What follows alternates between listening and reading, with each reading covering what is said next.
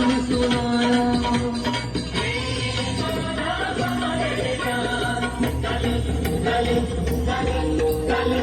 शांत हुई ना महाकाली कर दुष्ट जनों का सताया।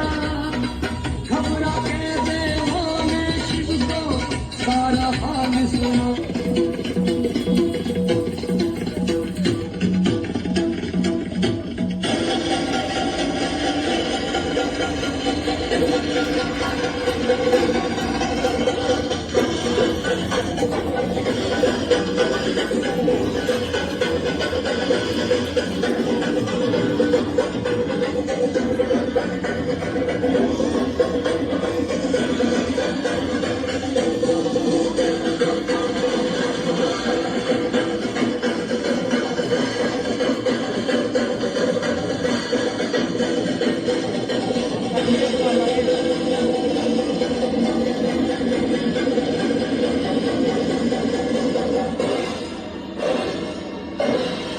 काली के चरण कमल में लेटे शंकर आके।